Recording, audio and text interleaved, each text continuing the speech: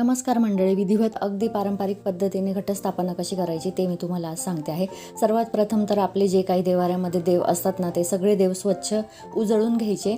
त्यानंतर जे महत्त्वाचे आपले जे टाक असतात, ज्याला तांब्याची किंवा चांदीची पाट असते, तर ते असे नागिलीची पानं देवाऱ्यात ठेवून आणि त्यावर झोपवायचे, म्हणजे लिटरली असे झोपवून ठेवायचे, कारण की ते 9 दिवस घटी बसलेले असतात।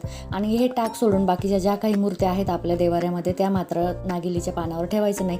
जशी नागिलीच्या पानावर देव ठेवल्यावर घटी बसल्या असं समजलं जातं, त्यामुळे आपल्याला फक्त जे आपले कुलदेवतेचे वगैरे टाक आहेत तेच आपल्याला घटी बसवायचे असतात।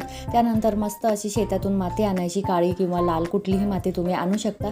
फक्त माती खूप चिकन नको, भुसभुशीत पाहिजे, म्हणजे आपल्याला धन येण्यासाठी, धन म्हणजे आपण जे काही पेरतो आहे तर ते येण्यासाठी आपल्याला प्रॉब्लेम येत नाही आणि भरपूर धनाची वाढ पण होते। त्यासाठी शेतातली अशी भुसभुशीत मस्त माती घेऊन यायची। एका पाटीमध्ये ती माती ठेवायची, पाटीतून पाणी गळण्याची शक्यता असते, त्यामुळे खाली एखादी डिश वगैरे काहीतरी ठेवू शकता तुम्ही। त्यानंतर त्यावर घट, म्हणजेच हे जे मडका आणतो आपण, ज्याला घट असं आपण म्हणतो, तर पाटीतल्या थोड्याशा मातीमध्येच घट ठेवायचा आणि त्यानंतर 7 धान्य मिक्स केलेली माती घटाच्या आजूबाजूला टाकून द्यायची, जेणेकरून घट आपला व्यवस्थित घट्ट बसतो आणि 9 दिवस तो हलत अजिबात नाही। त्यानंतर घटामध्ये सुपारी, नाणं टाकायचं, घटाच्या आजूबाजूला कुंकवाची अष्टदिशांना 5 बोटे ओढून घ्यायची आणि त्यानंतर घटाच्या वरती दोरा बांधायचा। 5 नागिलीची पानं घटामध्ये ठेवायची, त्यावर आपल्याला नारळ ठेवायचा आहे, त्यामुळे देठाची व्यवस्थित अशी पानं बघून ठेवायची। घटाच्या मध्ये हळदी, कुंकू, अक्षदा, फूल आपण अर्पण करू शकतो, पूजा करायची आणि त्यावर असा मस्त वरती नारळ ठेवायचा।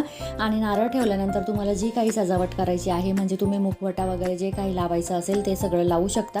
तर मी इथे मुखवटा लावून घेतला। त्यानंतर घटाच्या उजव्या बाजूला तुम्हाला हे जे देवीचं मिळतं सगळं पंचखाद्य, तर ते पंचखाद्य, बांगड्या वगैरे हे सगळं एका नागिलीच्या पानावर ठेवून घ्यायचं। नागिलीच्या पानाचं आसन देणं खूप महत्त्वाचं आहे। नंतर मी इथे एक चुनरी आणली होती, ती चुनरी पण ठेवली आणि देवीला शेवंतीच्या वेणी खूप प्रिय आहे, त्यामुळे देवीला शेवंतीची वेणी नक्की अर्पण करा।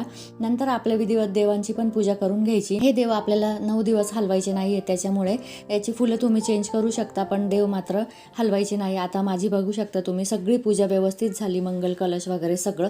पहिल्या दिवशी तर देवीला नागिलीच्या पानांचीच माळ चालते, त्यामुळे मी 9 पानांची ही माळ करून घेतली आणि देवीला अर्पण केली। आणि बघा, विधिवत आणि व्यवस्थित अशी पूजा केल्याने किती सुंदर दिसते पूजा। सगळी पूजा मांडून झाल्यानंतर देवीच्या उजव्या हाताला अखंड दिवा प्रज्वलित करायचा, जो आपल्याला 9 दिवस तेवत ठेवायचा आहे। तर अशी होती ही माहिती। तुम्हाला आवडली असेल तर लाईक नक्की करा। बाय।